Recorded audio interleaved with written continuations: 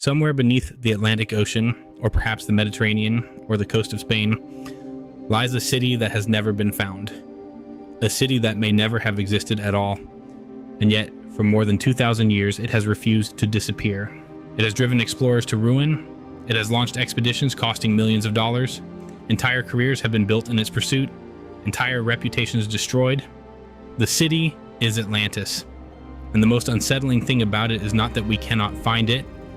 It is that the man who created it told us very clearly that it was already gone.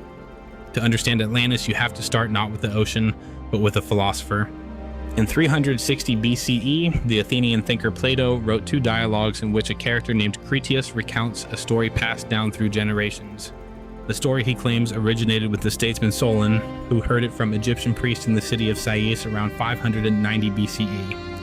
Those priests described a civilization so ancient it predated Athens itself, a naval empire of extraordinary power located beyond the Pillars of Hercules at the edge of the known world. This empire was Atlantis. What matters here is the specificity of Plato's account. He does not describe Atlantis vaguely, he gives it dimensions. The island was larger than Libya and Asia combined. Its capital was built in concentric rings, alternating bands of land and water, connected by canals wide enough for warships. At its center stood a temple to Poseidon, decorated in gold, silver, and a mysterious alloy called orichalcum, which Plato describes as gleaming like fire. The Atlanteans bred horses. They had hot and cold springs. Their law code was inscribed on a pillar at the heart of their temple. This is not mythology the way Homer wrote mythology. This is administrative detail, and that detail is precisely why the question has never died. According to Plato, Atlantis was not always corrupt. The island had been given by Poseidon to his mortal love, Cleito, and their descendants. 10 kings across 5 pairs of twins governed it justly for generations. They extracted wealth from the earth, but they did not confuse wealth with virtue. The system worked because the people at its top believed in something larger than themselves. The key issue was what happened when they stopped. Plato describes the corruption of Atlantis in terms that sound less like mythology and more like political theory. The divine portion of their nature diluted across generations. They became consumed by greed. They looked outward, not for trade, but for conquest, launching a campaign to subjugate the Mediterranean world. Athens stopped them. A Greek army, unnamed and undated, turned the Atlantean advance back at the moment when every other nation had already fallen. Then came the verdict. The gods convened. Zeus prepared to deliver judgment. And here, at the most dramatic moment in the entire account, Plato's dialogue breaks off mid-sentence. The text is unfinished. We never read the punishment, but we already know the outcome. In a single day and night, Atlantis was swallowed by the sea. The ink was barely dry before the disagreement started. The first great battle over Atlantis was not fought between explorers or archaeologists. It was fought between philosophers, and the opening shot came from inside Plato's own school. Aristotle, Plato's most brilliant and most contrary student, dismissed the story with a line that has echoed for 2 millennia. The man who invented Atlantis, he said, was also the one who made it disappear. He pointed directly at his teacher. In Aristotle's reading, the story was a literary device, a useful fiction built to make a philosophical point, and nothing more. But Grantor of Soli, writing shortly after Plato's death, pushed back. He took the account seriously enough to reportedly send emissaries to Egypt to verify it, to find the priests, locate the records, confirm the source. No verification came back. The trail dissolved almost immediately. Strabo, the Roman-era geographer, treated Atlantis as probable fiction but allowed that lost lands might exist somewhere beyond the horizon. The philosopher Proclus, writing in the 5th century CE, gathered accounts of islands said to have sunk in the Atlantic and used them to argue Plato had a physical basis for his story. Each thinker staked out their position. None of them settled anything. For most of antiquity, the consensus tilted toward allegory, and for good reason. Plato had watched Athens lose a catastrophic war with Sparta. He had watched his mentor Socrates executed by democratic vote. The Athens of his dialogues, small, virtuous, disciplined, was not a historical memory, it was a rebuke. And Atlantis, wealthy, militarized, morally hollow, was not a lost civilization. It was a warning about what happens when the appetite for power outlasts the wisdom to restrain it. The argument was as old as the story itself, and it would not end there. Centuries passed, the debate shifted. A new question took shape, one that felt more solvable, more scientific, more urgent. Even if Atlantis itself never existed, could something real have inspired it? The strongest candidate came from the southern Aegean. Around 1600 BCE, the volcano at the heart of Thera, modern Santorini, erupted with catastrophic force, one of the largest eruptions in recorded human history. The explosion collapsed the island's caldera into the sea. Tsunami spread across the Mediterranean. The Minoan civilization, which had flourished on Crete for centuries, maritime, sophisticated, architecturally remarkable, never fully recovered. The parallels with Plato's account were genuinely striking: an advanced island civilization. Sudden, total destruction.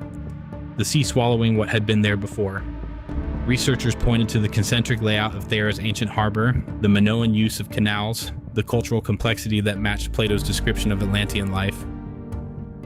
For a time, the connection seemed almost too clean to be coincidence.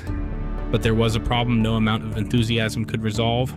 Plato places Atlantis 9,000 years before Solon. The Minoan eruption happened 900 years before him. A tenfold discrepancy in scale, too large to dismiss, too fundamental to explain away.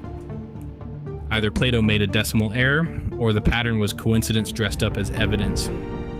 Then came Bimini Road. In 1968, a diver named J. Manson Valentine discovered what appeared to be a paved road of flat limestone blocks sitting on the seafloor off the Bahamas. The blocks were large, regular, and arranged in a way that looked, to excited eyes, like deliberate construction. The news spread fast. For a brief moment, it seemed like the search might actually be over. Geologists ended it quickly. The formation was beach rock, limestone that had fractured naturally along horizontal lines as it compacted over centuries. No mortar, no tool marks, no artifacts of any kind nearby. The road led nowhere because it had never been built. More recently, the internet fixed its attention on the Richat Structure, a massive circular geological formation in the Sahara, its concentric rings of rock looking from satellite images. Strikingly like Plato's capital city, the videos accumulated millions of views. The enthusiasm was familiar, so was the conclusion. The Richat Structure is a geological dome eroded over hundreds of millions of years. Its rings are rock, not canals. Its dimensions do not match Plato's figures. And Mauritania, sitting deep in the Sahara, bears no relationship to the ocean-going empire Plato described. 3 strong candidates, 3 different kinds of failure. And still no ruins, no orichalcum columns, no temples to Poseidon. Despite everything, Atlantis remained just beyond reach, which brought the question to its sharpest and most unsettling form: why won't it die? In 1882, a Minnesota congressman named Ignatius Donnelly published a book called Atlantis, the Antediluvian World. It was dense, confident, and entirely sincere. Donnelly argued that Atlantis had been real, that it had sat in the middle of the Atlantic Ocean, and that it was the common ancestor of every advanced civilization on Earth. The pyramids of Egypt and the pyramids of Mesoamerica, he claimed, were too similar to be explained by coincidence. Both had to trace back to the same lost source. The book sold enormously, it created an entire genre, and what Donnelly had done, intentionally or not, was complete a transformation that would shape the next century and a half of human obsession. He had taken a philosophical allegory and turned it into a historical hypothesis. After 1882, Atlantis was no longer a warning from a Greek philosopher. It was a missing piece of human history, and missing pieces, unlike philosophical warnings, can theoretically be found. The search accelerated in ways Donnelly could not have imagined. Ancient astronaut theorists placed Atlantis at the center of a hidden prehistory.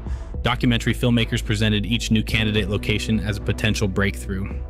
The internet carried the obsession further still, turning every circular geological feature and every ambiguous underwater formation into a viral possibility. None of it produced evidence, but the search kept going.